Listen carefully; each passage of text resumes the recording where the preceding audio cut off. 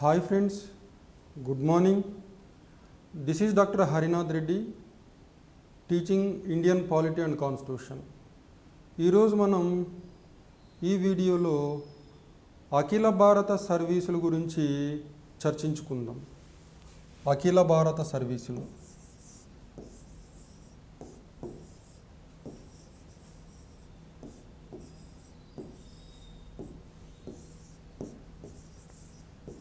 అఖిల భారత service. So నేపథ్యం ఏంటంటే మనకు 15వ ఆర్థిక సంఘం ప్రజా ఆరోగ్య రంగాన్ని బలోపేతం చేయడానికి నూతన అఖిల భారత సర్వీసును ఏర్పాటు చేయాలని సిఫార్సు చేయడం జరిగింది. All India medical and health services అనే ఒక నూతన అఖిల భారత సర్వీసును ఏర్పాటు చేయాలని సూచించడం జరిగింది. అంటే మనకు భారతదేశానికి స్వాతంత్రం వచ్చిన నాటి నుంచి నేటి వరకు ప్రజా ఆరోగ్య రంగానికి కేంద్ర ప్రభుత్వం కానీ రాష్ట్ర ప్రభుత్వాలు కానీ ఇవ్వాల్సినంత ప్రాధాన్యతనివ్వలేదు.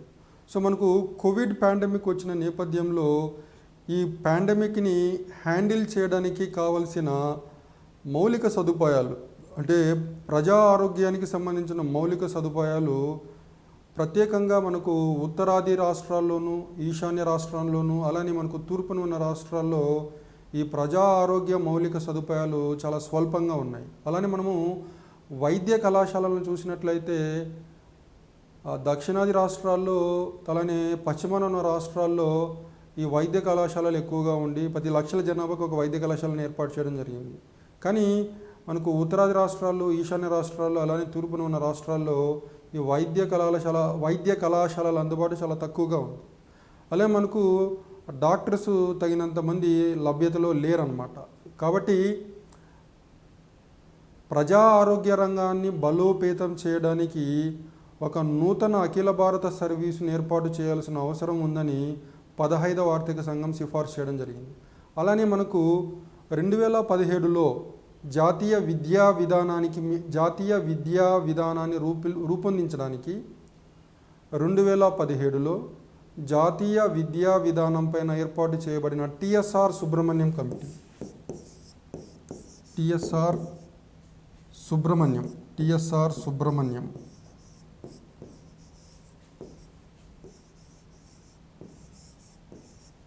సో టిఎస్ఆర్ సుబ్రహ్మణ్యం కమిటీ ఆ నివేదికలో మరో అఖిల భారత సర్వీస్ ఏర్పాటుని సూచించడం జరిగింది. అంటే విద్యా రంగాన్ని బలోపేతం చేయడానికి ఆల్ ఇండియా ఎడ్యుకేషన్ సర్వీస్ అనే ఒక నూతన అఖిల భారత సర్వీసును ఏర్పాటు చేయాలని సిఫార్సు చేయడం జరిగింది. అలానే మనకు అంతకన్నా ముందు 2014 తర్వాత అంటే ఈ పర్యావరణ చట్టాలను సమీక్షించడానికి పర్యావరణ చట్టాలు ఏమాత్రం అమలు చేయబడ్డాయి, సో వాటికి ఎటువంటి సవరణలు చేయాలన్న విషయం పైన మళ్ళీ టిఎస్ఆర్ సుబ్రహ్మణ్యం అధ్యక్షతని ఇంకొక కమిటీని ఏర్పాటు చేయడం జరిగింది. సో తన నివేదికలో ఈ కమిటీ కూడా ఆల్ ఇండియా ఎన్విరాన్మెంటల్ సర్వీస్ పర్యావరణాన్ని పరిరక్షించడానికి ఒక నూతన అఖిల భారత సర్వీసును ఏర్పాటు చేయాలని ఈ టిఎస్ఆర్ సుబ్రహ్మణ్యం కమిటీ ఒక నివేదికలో సూచించడం జరిగింది. ఇలా ఈ మధ్య కాలంలో 3 కొత్త అఖిల భారత సర్వీసులను ఏర్పాటు చేయాలని వివిధ కమిటీలు సిఫార్సు చేయడం జరిగింది. 15వ ఆర్థిక సంఘం all India medical and health service, TSR Subrahmanyam committee all India education service, అలానే టిఎస్ఆర్ సుబ్రహ్మణ్యం కమిటీ పర్యావరణ చట్టాలపైన ఏర్పాటు చేయబడ్డ TSR Subrahmanyam committee all India environmental service. ఇలా నూతన అఖిల భారత సర్వీసులను ఏర్పాటు చేయాలని సూచించిన నేపథ్యంలో అఖిల భారత సర్వీసులు అంటే ఏంటి, వాటి ప్రాముఖ్యత ఏంటి, అఖిల భారత సర్వీసుల నిర్వహణలో కేంద్ర రాష్ట్ర ప్రభుత్వాల పాత్ర ఏంటి అనే అంశాన్ని మనం చర్చిద్దాం. గతంలో సివిల్ సర్వీసెస్ మెయిన్స్ ఎగ్జామ్లో ఈ అఖిల భారత సర్వీసుల పైన ప్రశ్నలు అడగడం జరిగింది. అలానే మనకు టీఎస్పీఎస్సీ గ్రూప్ 1 మెయిన్స్ కావచ్చు, ఏపీపీఎస్సీ గ్రూప్ 1 మెయిన్స్ కావచ్చు, ఈ మెయిన్స్ ఎగ్జామ్స్లో కూడా అఖిల భారత సర్వీస్ అనేది ఒక ఇంపార్టెంట్ టాపిక్. అలానే మనము మరొక వీడియోలో ఆల్ ఇండియా జ్యుడిషియల్ సర్వీస్ అనే ఒక అఖిల భారత సర్వీస్ గురించి ప్రత్యేకంగా చర్చించుకుందాం. ఎందుకంటే ఆల్ ఇండియా జ్యుడిషియల్ సర్వీస్ పైన కూడా గతంలో ప్రశ్నలు రావడం జరిగింది, భవిష్యత్తులో కూడా ప్రశ్నలు వచ్చే అవకాశం ఉంది. ఆల్ ఇండియా జ్యుడిషియల్ సర్వీస్ ఏర్పాటుకు సంబంధించి ప్రయోజనాలేంటి, ఎందుకు వ్యతిరేకత ఉంది, దీని గురించి ప్రత్యేకంగా మరొక వీడియోలో చర్చించుకుందాం. ప్రస్తుతానికైతే ఈ వీడియోలో అఖిల భారత సర్వీసులకు సంబంధించి మనము చర్చిద్దాం. అయితే ఇక్కడ మనం చర్చలోకి వెళ్ళే ముందు అమెరికన్ రాజ్యాంగం సమాఖ్య రాజ్యాంగం, అలానే భారత రాజ్యాంగం కూడా సమాఖ్య రాజ్యాంగమే. కానీ తేడా ఏంటంటే అమెరికన్ రాజ్యాంగం వాస్తవిక సమాఖ్యకి ఉదాహరణ. అంటే ఇక్కడ వాస్తవిక సమాఖ్య అంటే రాష్ట్ర ప్రభుత్వాలు బలమైన అధికారాలు కలిగి ఉంటాయి. రాష్ట్రాలతో పోల్చినట్లయితే కేంద్ర ప్రభుత్వం కొంతమేరకు బలహీనంగా ఉంటుంది. అమెరికా లాంటి వాస్తవిక సమాఖ్య ఉన్న అమెరికా లాంటి దేశంలో, వాస్తవిక సమాఖ్య అయినటువంటి అమెరికా లాంటి దేశాల్లో కేంద్ర ప్రభుత్వానికి కేంద్ర సివిల్ సర్వీసెస్, రాష్ట్ర ప్రభుత్వాలకి రాష్ట్ర సివిల్ సర్వీసెస్ను ఏర్పాటు చేయడం జరిగింది. అమెరికాలో కేంద్ర ప్రభుత్వానికి, సమాఖ్య ప్రభుత్వానికి, రాష్ట్ర ప్రభుత్వాలకి ఉమ్మడిగా సర్వీసులు అంటూ లేవండి. అంటే భారతదేశము సమాఖ్య రాజ్యాంగం అయినప్పటికీ కొన్ని ప్రత్యేక పరిస్థితుల్లో, కొన్ని ప్రత్యేక కారణాలతో కేంద్ర సర్వీసులతో పాటు, స్టేట్ సివిల్ సర్వీసెస్తో పాటు అఖిల భారత సర్వీసులను కూడా ఏర్పాటు చేయడం జరిగింది. అంటే అమెరికా వలె భారత రాజ్యాంగం కూడా సమాఖ్య రాజ్యాంగం అయినప్పటికీ భారతదేశంలో నెలకొని ఉన్న పరిస్థితుల దృష్ట్యా కొన్ని ప్రత్యేక ప్రయోజనాలను సాధించడానికి కేంద్ర సర్వీసులు మరియు స్టేట్ సర్వీసులతో పాటు అదనంగా అఖిల భారత సర్వీసులను కూడా ఏర్పాటు చేయడం జరిగింది. అఖిల భారత సర్వీసులను కూడా ఏర్పాటు చేయడం జరిగింది. అంటే ఉదాహరణకి భారతదేశానికి స్వాతంత్రం వచ్చే నాటికి మనకు 2 అఖిల భారత సర్వీసులు ఉన్నాయండి. IAS, IPS, Indian administrative service, Indian police service. అయితే ఈ ఇండియన్ అడ్మినిస్ట్రేటివ్ సర్వీస్ అనే అఖిల భారత సర్వీసుని భారతదేశానికి స్వాతంత్రం రాకమునపు దీన్ని ఐసీఎస్ అని పిలిచేవాళ్ళండి, ఇండియన్ సివిల్ సర్వీస్ అని పిలిచేవాళ్ళు. అంటే భారతదేశానికి స్వాతంత్రం వచ్చిన తర్వాత ఈ ఐసీఎస్ ఐఏఎస్గా రూపాంతరం చెందింది. అలానే భారతదేశానికి స్వాతంత్రం రాకమునపు ఐపీఎస్ని ఐపీ అనేవాళ్ళు అనమాట, ఇండియన్ పోలీస్ అనేవాళ్ళు. సో ఇది ఇండియన్ పోలీస్ అనేది భారతదేశానికి స్వాతంత్రం వచ్చిన తర్వాత ఇండియన్ పోలీస్ సర్వీస్గా రూపాంతరం చెందింది. అలానే మనకు 1966లో మరొక నూతన అఖిల భారత సర్వీసును ఏర్పాటు చేయడం జరిగింది. దీన్ని మనం ఏమంటామంటే ఐఎఫ్ఓఎస్ అంటాం, ఇండియన్ ఫారెస్ట్ సర్వీస్. సో ప్రస్తుతం మనకు భారతదేశంలో 3 అఖిల భారత సర్వీసులు ఏర్పాటు చేశారు. Indian administrative service, Indian police service, Indian forest service. కానీ అభ్యర్థులు గుర్తుంచుకోవాల్సింది ఏంటంటే ఐఎఫ్ఎస్, ఇండియన్ ఫారిన్ సర్వీస్ అనేది అఖిల భారత సర్వీస్ కాదు. ఇది group A central service, group A central service.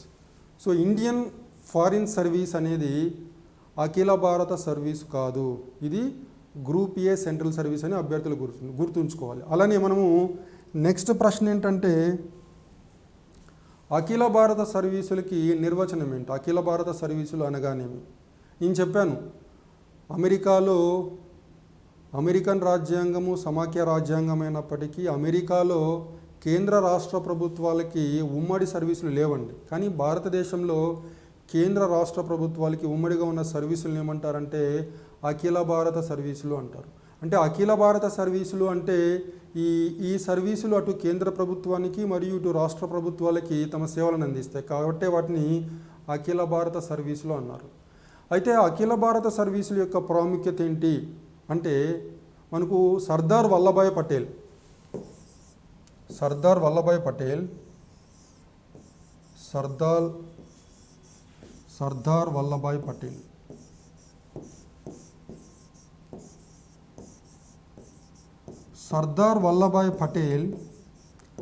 అఖిల భారత సర్వీసుల పితామహుడు అని పిలువబడతాడు, father of all India services. ఎందుకంటే భారతదేశానికి స్వాతంత్రం వచ్చిన తర్వాత అఖిల భారత సర్వీసులను రద్దు చేయాలి అని డిమాండ్స్ వచ్చిన నేపథ్యంలో అఖిల భారత సర్వీసులను రద్దు చేయాల్సిన అవసరం లేదు, అఖిల భారత సర్వీసులను కొనసాగించాలి, అఖిల భారత సర్వీసులు భారతదేశ ఐక్యతను సమగ్రతని కాపాడటానికి చాలా ఉపయోగపడతాయని వాదించి అఖిల భారత సర్వీసులను కొనసాగించడానికి కారణమైన వ్యక్తి సర్దార్ వల్లభాయ్ పటేల్. సో అందుకని మనము అఖిల భారత సర్వీసుల ప్రాముఖ్యత చూసినట్లయితే మొట్టమొదటి ప్రాముఖ్యత ఏంటంటే భారతదేశ ఐక్యతను సమగ్రతను కాపాడటానికి అఖిల భారత సర్వీసులు చాలా ఉపయోగపడతాయి. ఎలా అంటే మనకు ప్రతి రాష్ట్రంలో అఖిల భారత సర్వీసులను అఖిల భారత సర్వీస్ ఆఫీసర్స్ను రిక్రూట్ చేసేది కేంద్ర ప్రభుత్వం. యూనియన్ పబ్లిక్ సర్వీస్ కమిషన్ ద్వారా కేంద్ర ప్రభుత్వం రిక్రూట్ చేసి ట్రైనింగ్ చేస్తుంది. వీరిని నియమించేది కూడా భారత రాష్ట్రపతి నియమిస్తాడు. కానీ వీరిని తొలగించే అధికారము, డిస్మిస్ చేసే అధికారం కూడా కేంద్ర ప్రభుత్వం చేతుల్లోనే ఉంది.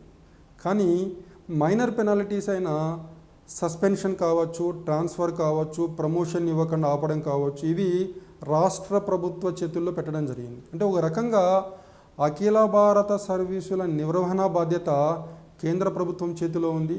కేంద్ర ప్రభుత్వం రాష్ట్రాలను సంప్రదించి అఖిల భారత సర్వీసులను నియంత్రించడం మరియు నిర్వహించడం చేస్తుంది. అంటే ఒక రకంగా అఖిల భారత సర్వీసుల పైన అంతిమ అధికారం ఎవరికి ఉందంటే కేంద్ర ప్రభుత్వానికి ఉంది. So the final control, ultimate control, it is with the central government. Immediate control is with the state governments. అంటే మేజర్ పెనాల్టీస్ అయిన డిస్మిసల్, రిమూవల్ లాంటివి కేంద్ర ప్రభుత్వం చేతుల్లో ఉంటే మైనర్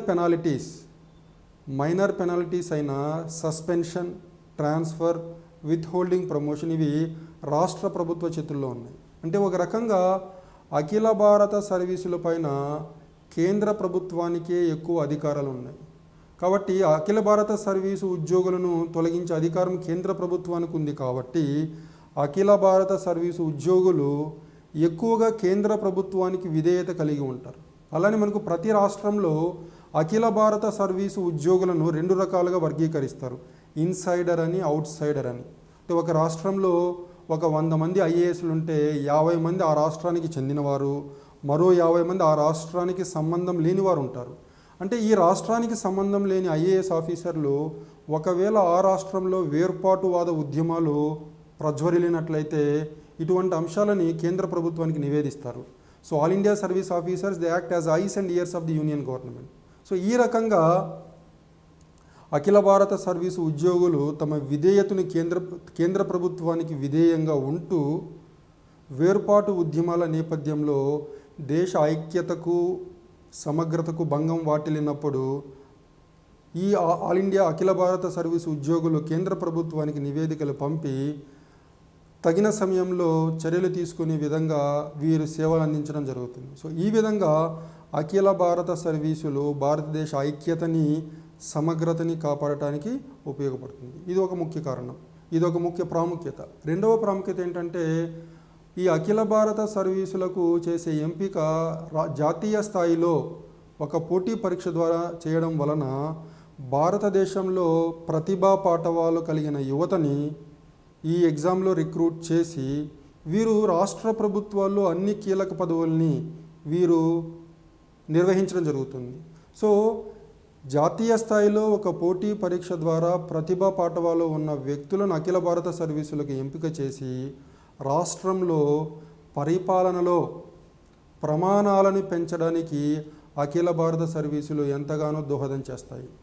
సో అంటే రాష్ట్ర స్థాయిలోనూ కేంద్ర స్థాయిలోనూ ప్రతి రాష్ట్రంలో పరిపాలనా ప్రమాణాలను పెంచడానికి ఈ అఖిల భారత సర్వీసుకి ఎంపికైన ఉద్యోగులు ఎంతో కీలక పాత్ర పోషిస్తారన్నమాట. అలానే అఖిల భారత సర్వీసు ఉద్యోగులు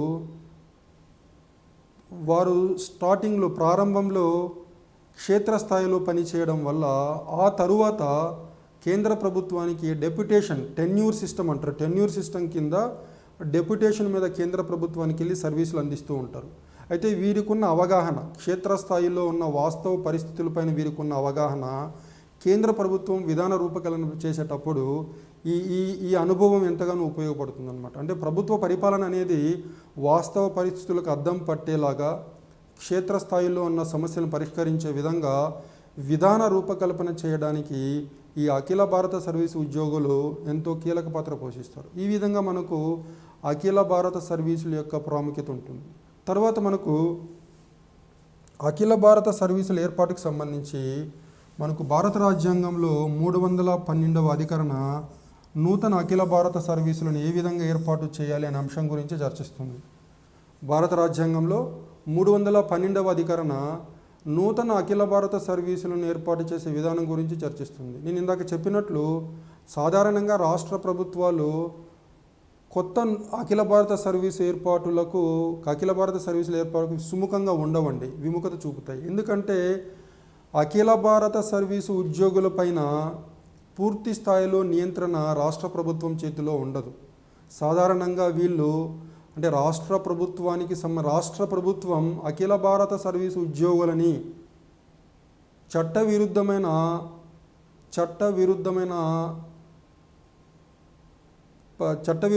పనులు చేయడానికి సహకరించమని అడిగినట్లయితే నిజాయితీ కలిగిన అధికారులు రాష్ట్ర ప్రభుత్వం యొక్క విన్నపాలని తిరస్కరించడం జరుగుతుంది.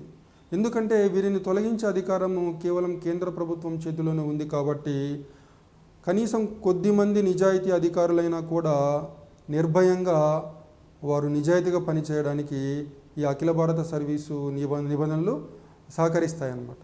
అందుకని మనం ఈ మధ్యకాలంలో చెప్పాం 3 నూతన అఖిల భారత సర్వీసులను ఏర్పాటు చేయాలని 15వ ఆర్థిక సంఘం సూచించింది. అలానే మనకు సుబ్రహ్మణ్యం కమిటీ కూడా సూచించింది. కానీ వీటి ఏర్పాటుకు రాష్ట్రాలు సాధారణంగా సుముఖంగా ఉండవు.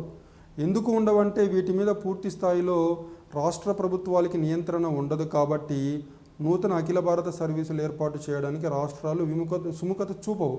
అందుకని ఒక నూతన అఖిల భారత సర్వీసును ఏర్పాటు చేసినట్లయితే ఈ అఖిల భారత సర్వీసు ద్వారా రాష్ట్రాల యొక్క స్వయం ప్రతిపత్తి దెబ్బతినే అవకాశం ఉంటుంది. కాబట్టి నూతన అఖిల భారత సర్వీసును ఏర్పాటు చేసే ముందుగా రాజ్యసభ ఒక తీర్మానం చేసి దానికి ఆమోదముద్ర వేయాల్సి ఉంటుంది. ఎందుకు రాజ్యసభ తీర్మానం చేయాలంటే సమాఖ్య రాజ్యాంగమైనటువంటి సమాఖ్య రాజ్యాంగం ఉన్న భారతదేశంలో జాతీయ స్థాయిలో భారత పార్లమెంటులో రాష్ట్ర ప్రయోజనాలను కాపాడే సభ ఎగువ సభ, దీన్ని రాజ్యసభ అన్నాము.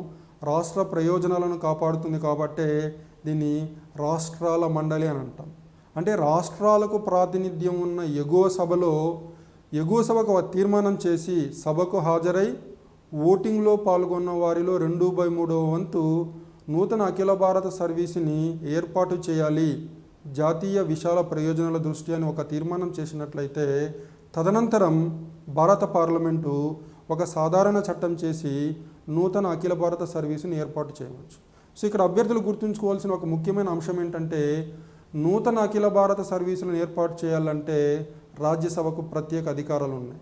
ఒక నూతన అఖిల భారత సర్వీసుని ఏర్పాటు చేయాలంటే ముందస్తుగా రాజ్యసభ ఒక 2/3 వంతు మెజారిటీతో సభకు హాజరై ఓటింగ్లో పాల్గొన్న వారిలో 2/3 వంతు మంది మెజారిటీతో ఒక తీర్మానాన్ని చేయాలి. ఏమని చేయాలి తీర్మానం? జాతీయ ప్రయోజనాలను సాధించడానికి అఖిల భారత సర్వీసును ఏర్పాటు చేయాల్సిన అవసరం ఉందని భావించి ఒక తీర్మానం చేసిన తరువాత ఆ తీర్మానాన్ని ఆధారంగా చేసుకొని భారత పార్లమెంట్ ఒక సాధారణ చట్టం ద్వారా నూతన అఖిల భారత సర్వీసును ఏర్పాటు చేయవచ్చు. అంటే భారత రాజ్యాంగంలో నూతన అఖిల భారత సర్వీసులను ఏర్పాటు చేయడానికి సంబంధించిన అంశము 312వ అధికరణ చెబుతుంది. అలానే మనకు 1976లో 42వ రాజ్యాంగ సవరణ చట్టం ఆల్ ఇండియా జ్యుడిషియల్ సర్వీస్ అనే ఒక నూతన అఖిల భారత సర్వీసును ఏర్పాటు చేయడాన్ని సూచించింది. సో ఈ సవరణ 312వ అధికరణలో 3వ క్లాసును చేర్చి నూతనంగా ఆల్ ఇండియా జ్యుడిషియల్ సర్వీస్ని ఏర్పాటు చేయాలని పొందుపరచడం జరిగింది. అయినప్పటికీ నేటి వరకు ఈ ఆల్ ఇండియా జ్యుడిషియల్ సర్వీస్ అనే నూతన అఖిల భారత సర్వీస్ని ఏర్పాటు చేయడం జరగలేదు. అలానే మనకు ఈ అఖిల భారత సర్వీసుల యొక్క పనితీరు గురించి చాలా కమిటీలను ఏర్పాటు చేయడం జరిగింది. మొదటి పరిపాలనా సంస్కరణల సంఘం, Sarkaria commission, parliament estimates committee. So వీటి అభిప్రాయాలను పరిశీలించినట్లయితే కేంద్ర రాష్ట్ర ప్రభుత్వాల సంబంధాలపైన ఏర్పాటు చేయబడిన ఒక స్టడీ టీం ఏం చెప్తుందంటే భారతదేశంలో రాష్ట్ర స్థాయిలో పరిపాలనా ప్రమాణాలను పెంచడానికి, దేశంలో ఒక సారూప్యం, యూనిఫామ్ స్టాండర్డ్స్ ఆఫ్ అడ్మినిస్ట్రేషన్, దేశం మొత్తం మీద పరిపాలనలో ప్రమాణాలను ఒక స్వారూప్యం రూపంలోకి తీసుకురావడానికి అఖిల భారత సర్వీసులు దోహదపడతాయి. అలానే అఖిల భారత సర్వీసు ఉద్యోగులు క్షేత్రస్థాయిలో పనిచేసిన అనుభవాన్ని కేంద్ర ప్రభుత్వం విధాన రూపకల్పనలో ఉపయోగించుకోవచ్చు. ఈ విధంగా అఖిల భారత సర్వీసులు ఉపయోగపడతాయని చెప్పడం జరిగింది. అలానే మనకు మొదటి పరిపాలనా సంస్కరణల సంఘం ఈ ఐఏఎస్ అనబడే అఖిల భారత సర్వీసు ఉద్యోగుల్లో ఒక రకంగా స్పెషలైజేషన్, అంటే వీళ్ళు కొన్ని రంగాల్లో నైపుణ్యాన్ని సాధించే విధంగా ఈ ఇండియన్ అడ్మినిస్ట్రేటివ్ సర్వీస్ని తీర్చిదిద్దాలని కూడా సిఫార్సు చేయడం జరిగింది. అటు తర్వాత Sarkaria commission all India services అఖిల భారత సర్వీసులు భారతదేశ విశాల జాతీయ ప్రయోజనాలను సాధించడానికి ఉపయోగపడతాయి. వీటిని మరింత బలోపేతం చేయాలి. వీటిని రద్దు చేసే ప్రయత్నం చేసినట్లయితే జాతీయ విశాల ప్రయోజనాలు దెబ్బతింటాయి. అటువంటి చర్యలకు పాల్పడరాదని చెప్పడం జరిగింది. అలానే అఖిల భారత సర్వీసుల నియంత్రణ మరియు నిర్వహణ విషయంలో కేంద్ర ప్రభుత్వం రాష్ట్రాలను సంప్రదించాలి అని సర్కారియా కమిషన్ చెప్పడం జరిగింది. అలానే రాష్ట్ర ప్రభుత్వాలు అఖిల భారత సర్వీసుల ఉద్యోగులను మైనర్ పెనాల్టీస్ అంటే సస్పెన్షన్, అలానే ట్రాన్స్ఫర్, అలానే విత్హోల్డింగ్ ప్రమోషన్, వీటి ద్వారా సరైన కారణాలు లేకుండా మైనర్ పెనాల్టీస్ని ఉపయోగించి వీరిని నియంత్రించే ప్రయత్నం చేయకూడదు అని కూడా సర్కారియా కమిషన్ చెప్పడం జరిగింది. అలానే నూతన అఖిల భారత సర్వీసులను ఏర్పాటు చేయాలని సర్కారియా కమిషన్ సూచించింది. అలానే మనకు ఎస్టిమేట్స్ కమిటీ ఆఫ్ పార్లమెంట్ కూడా సూచించింది.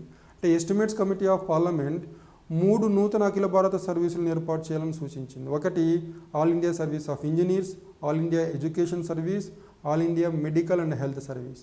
అంటే ఒక రకంగా చూసినట్లయితే ఇప్పటికే అమలులో ఉన్న అఖిల భారత సర్వీసుల పనితీరును చూసినట్లయితే దాదాపుగా అత్యధిక రాష్ట్రాలు అఖిల భారత సర్వీసుల విషయంలో సంతృప్తిగానే ఉన్నాయి. అంటే ఈ అఖిల భారత సర్వీసు ఉద్యోగుల ద్వారా రాష్ట్ర ప్రభుత్వంలో పరిపాలనా ప్రమాణాలు పెరగడం, అలానే సమర్థవంతంగా వీరు విధులు నిర్వహించడం కారణంగా అత్యధిక రాష్ట్రాల్లో అఖిల భారత సర్వీసుల మీద రాష్ట్ర ప్రభుత్వాలు సంతృప్తిగానే ఉన్నాయి. కానీ కొత్త అఖిల భారత సర్వీసులను ఏర్పాటు చేయడానికి కేంద్రం ప్రయత్నం చేసినట్లయితే రాష్ట్రాలు అభ్యంతరాలు చెప్పే అవకాశం ఎక్కువ ఉంటుంది. ఎందుకనంటే అఖిల భారత సర్వీసుల ద్వారా కేంద్ర ప్రభుత్వం రాష్ట్రాల మీద పెత్తనం చేసే అవకాశం ఉంటుంది. కాబట్టి ఇటువంటి అవకాశాన్ని కేంద్ర ప్రభుత్వానికి ఇవ్వలేదు. ఎందుకంటే ఇప్పటికే భారతదేశంలో ఎక్కువ అధికార కేంద్రీకరణ ఉంది. కావాల్సింది భారతదేశంలో అధికార వికేంద్రీకరణ. అధికారం అంటే 73, 74వ రాజ్యాంగ సవరణ చట్టాల ద్వారా మనం భారతదేశంలో అధికారాల వికేంద్రీకరణ కొంతవరకు చేయడం జరిగింది. ఇటువంటి నేపథ్యంలో నూతన అఖిల భారత సర్వీసులను ఏర్పాటు చేసి అధికార కేంద్రీకరణ సహేతుకం కాదు అనే అభిప్రాయం రాష్ట్రాల్లో చాలా ఎక్కువగా ఉంది. సో ఇవి మనకు అఖిల భారత సర్వీసులకి సంబంధించిన సమాచారం. అఖిల భారత సర్వీసులు అంటే ఏంటి, అఖిల భారత సర్వీసుల ప్రాముఖ్యత ఏంటి, వాటిని ఏ విధంగా ఏర్పాటు చేయవచ్చు, సో వీటికి సంబంధించి కేంద్రము మరియు రాష్ట్రాల మధ్య ఉన్న సహకారాలు ఏంటి, విభేదాలు ఏంటి అనే అంశాన్ని మనం చర్చించడం జరిగింది. సో మళ్ళీ రిపీట్ చేస్తున్నా, అఖిల భారత సర్వీసు ఉద్యోగులని నియమించేది కేంద్ర ప్రభుత్వం. రాష్ట్రపతి పేరు మీదుగా వీరు నియమించబడతారు. వీరిని తొలగించే అధికారం కూడా కేంద్ర ప్రభుత్వం చేతుల్లోనే ఉంటుంది. మేజర్ పెనాల్టీసు కేంద్ర ప్రభుత్వం చేతుల్లో ఉంటాయి, మైనర్ పెనాల్టీసు రాష్ట్ర ప్రభుత్వాల చేతుల్లో ఉంటాయి. అలానే ఈ అఖిల భారత సర్వీస్ ఉద్యోగులు అటు కేంద్ర ప్రభుత్వానికి మరియు ఇటు రాష్ట్ర ప్రభుత్వాలకు తమ సేవలను అందించడం జరుగుతుంది. మనకు టెన్యూర్ సిస్టమ్ అనే ఒక వ్యవస్థ ఉంది. ఈ టెన్యూర్ సిస్టంలో భాగంగా రాష్ట్రాలకు కేటాయించబడిన అఖిల భారత సర్వీసు ఉద్యోగులు డెప్యుటేషన్ మీద కేంద్ర ప్రభుత్వానికి వెళ్ళి తమ సర్వీసులను అందించడం జరుగుతుంది. సో ఈ విధంగా అఖిల భారత సర్వీసుల్ని నియంత్రించడంలో కానీ వాటిని నిర్వహించడంలో కానీ కేంద్ర ప్రభుత్వం రాష్ట్రాలను సంప్రదించి చేయాల్సిన అవసరం ఉంది. అలానే మనకు అఖిల భారత సర్వీసులు అనే అంశం భారత రాజ్యాంగంలోని 7వ షెడ్యూల్లో ఏ జాబితాలో పొందుపరిచారో అంటే కేంద్ర జాబితాలో ఉంది. అఖిల భారత సర్వీసులు అనే అంశం అనే పరిపాలన అంశం 7వ షెడ్యూల్లోని మొదటి జాబితా అయిన కేంద్ర జాబితాలో దీన్ని పొందుపరచడం జరిగింది. అంటే దీని అర్థం ఏంటంటే అఖిల భారత సర్వీసుల్లో అంతిమ నిర్ణయాధికారం ఎవరికి ఉంటుందంటే కేంద్ర ప్రభుత్వానికి ఉంటుంది. ఎందుకు అఖిల భారత సర్వీసులను భారతదేశంలో కొనసాగించారు అంటే పరిపాలనలో ప్రమాణాలను పెంచడమే కాకుండా భారతదేశ ఐక్యతని సమగ్రతని కాపాడటానికి అఖిల భారత సర్వీసులు ఎంతగానో ఉపయోగపడతాయన్న ఉద్దేశంతో సర్దార్ వల్లభాయ్ పటేల్ లాంటి వ్యక్తుల సూచనలతో అఖిల భారత సర్వీసులని కొనసాగించడం జరిగింది. సో మీరు ఇప్పుడు అఖిల భారత సర్వీస్